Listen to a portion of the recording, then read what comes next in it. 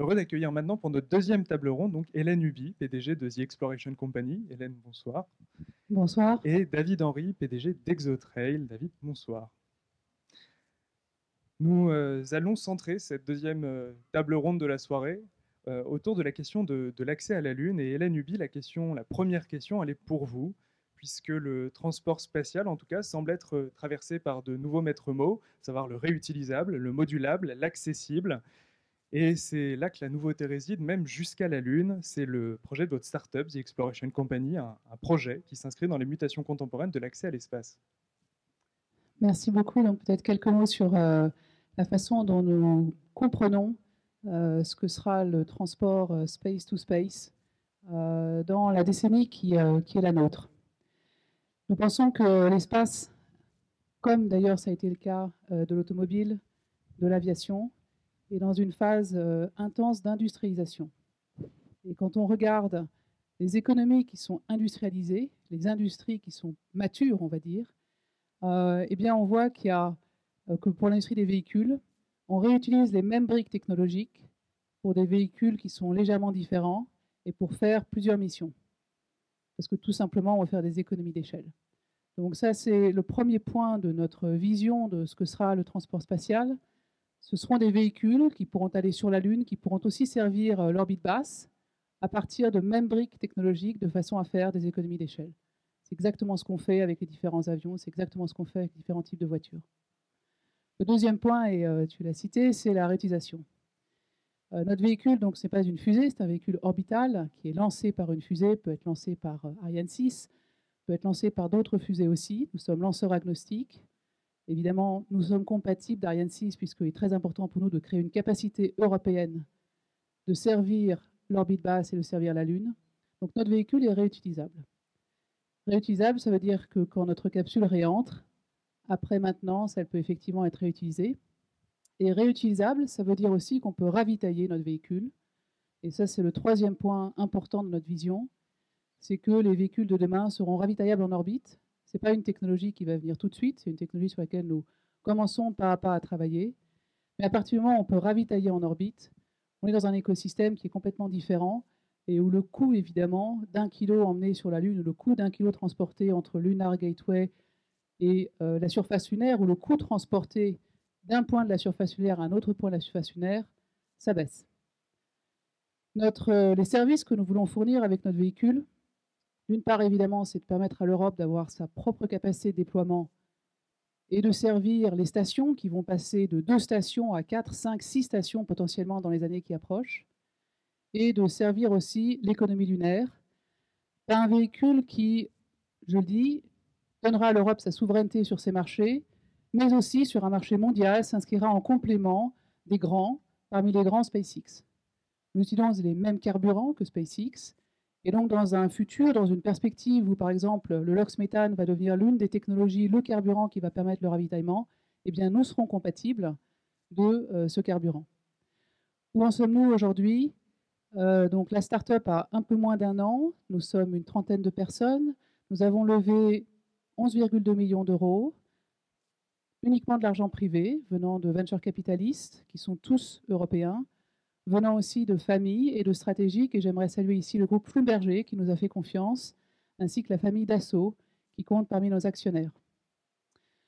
Nous sommes une trentaine de personnes et nous allons livrer dans quelques mois, à l'automne, notre premier démonstrateur qualifié et prêt à voler sur Ariane 6. Je remercie ici l'ESA qui nous a fait confiance, nous a choisi parmi les projets qui embarqueront au bord du premier vol d'Ariane 6. Et le deuxième démonstrateur, plus gros celui-ci, 1,6 tonne, 2,5 mètres de diamètre, est prévu pour 2024, en octobre. Et il y a déjà 60% de sa capacité qui a été réservée par des clients. Donc notre démarche, c'est d'un côté, bien sûr, j'allais dire, développer, donner la liberté aux talents européens de s'exprimer en mettant à profit tout ce que nous avons pu apprendre dans notre passé. Et nous sommes fiers d'avoir un passé, les uns chez Airbus, les autres chez Ariane Group. C'est là que nous avons appris, nous sommes reconnaissants de ces grandes entreprises, de ce qu'elles nous ont donné. Mais en même temps, d'avoir une démarche extrêmement rapide, extrêmement itérative, puisque quand on est financé par de l'argent privé, il faut montrer à ses actionnaires qu'ils ont eu raison de vous faire confiance. Et c'est pour ça que nous avons cette démarche de prototype très rapide pour après un premier vol qui est prévu en 2026. Voilà.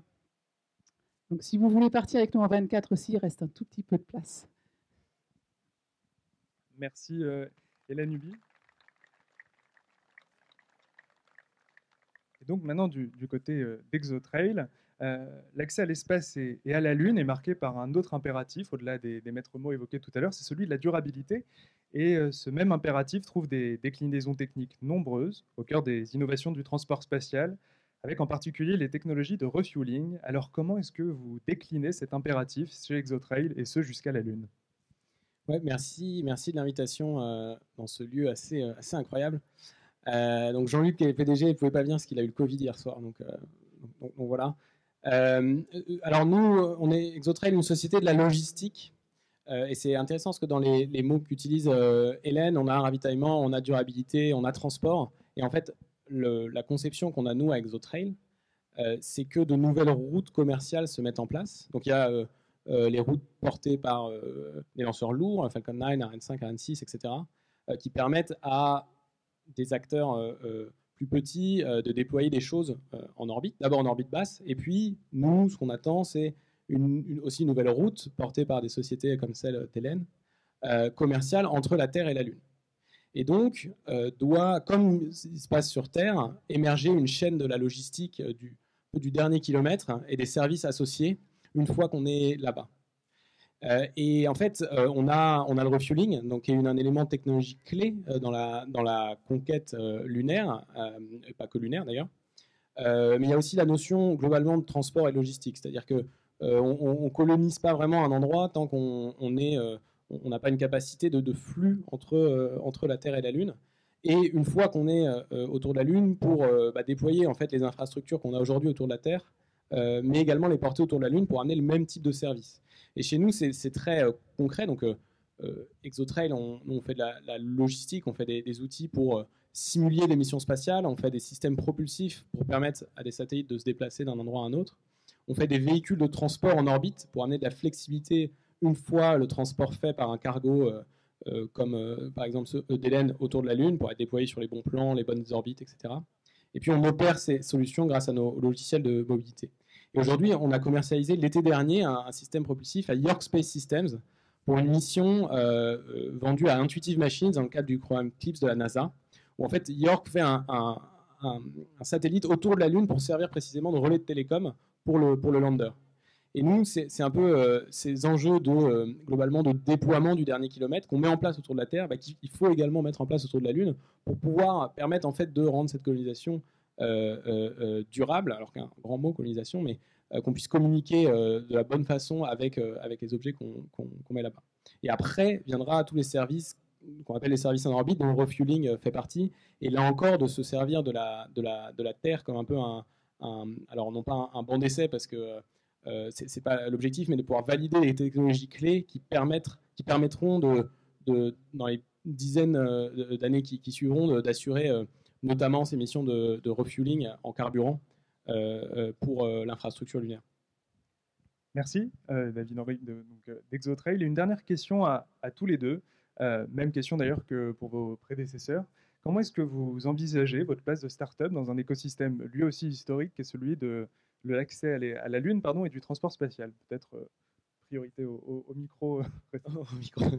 Alors, un peu encore une fois comme sur Terre, c'est-à-dire que c'est un sujet, l'exploration spatiale, pour moi, où on a le plus de capacité à faire des collaborations successful, je ne sais pas comment on dit en français, entre les grands groupes et les startups. Nous, on est là pour aller vite dérisquer des éléments qui permettent de préparer des programmes plus ambitieux qui peuvent être assurés par les grands groupes. Et à ce titre, le programme CLIPS, les landers lunaires, par exemple, qui sont faits aux États-Unis, c'est un peu ça l'idée. Donc CLIPS, qui est un programme préparatoire au programme Artemis, permet à des startups d'aller dérisquer des éléments technologiques, que ce soit au niveau lander, que ce soit au niveau des réseaux télécoms autour de la Lune, etc. Et je pense que c'est ça, pour moi, que peuvent amener les startups. C'est-à-dire que moi, je ne crois pas, pour le coup, je crois dans d'autres domaines, mais dans celui de l'exploration, à des choses pilotées entièrement de bout en bout, forcément, par des startups. Je pense en revanche qu'il y a des morceaux de valeur, le transport, les landers, l'habitat, etc.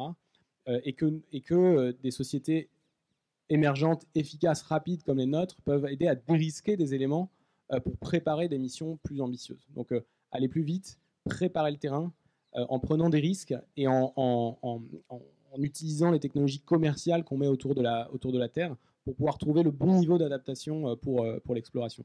Pour moi, c'est à ça qu'on sert et vraiment, pour le coup, à mon sens, main dans la main avec des groupes plus installés. Oui, donc à la question par rapport à ce qu'une start-up peut apporter et comment on vit en fait être une start-up dans l'écosystème européen, je réponds de façon assez personnelle en fait. Créer une start-up, c'est avant tout une responsabilité.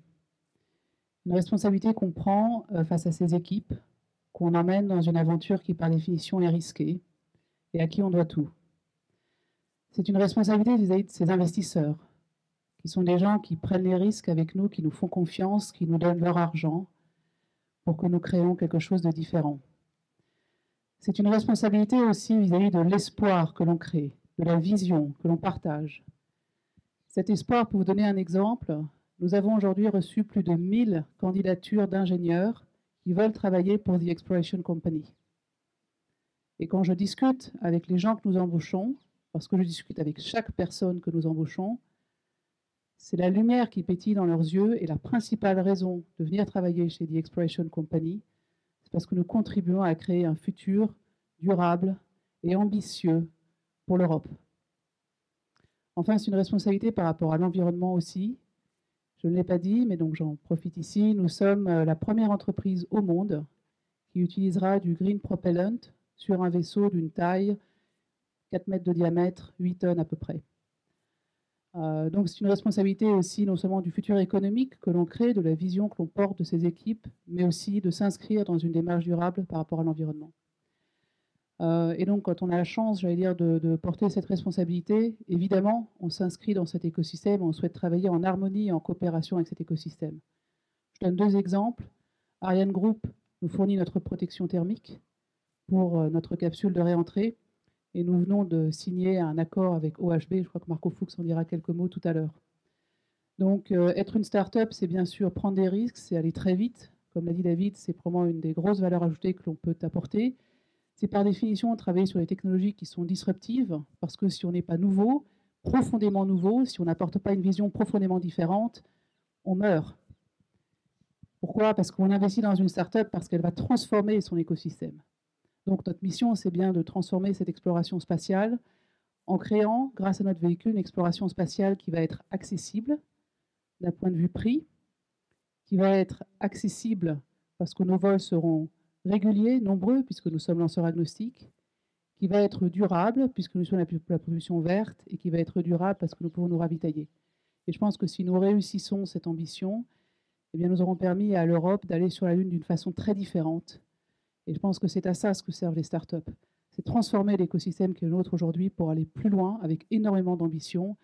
Et je suis convaincue que cette ambition qui, autrefois, n'était pas toujours là, c'est avec beaucoup de joie que je vois l'écosystème de startups européens devenir de plus en plus puissant, parce que c'est ça ce qui nous permettra effectivement d'aller plus vite, plus fort. Et je me réjouis aussi de cette ambition qui est partagée aujourd'hui au niveau des agences. Et donc, je crois aussi beaucoup à l'écosystème. Je ne pense pas que le modèle américain, qui soit ceux de start-up qui sont d'un seul coup gigantesques, soit celui du modèle européen. Je pense que le modèle européen est différent et plus un modèle de coopération. En tout cas, c'est ce modèle-là que nous allons pousser, bien sûr, avec une ambition très forte. Merci beaucoup pour vos questions.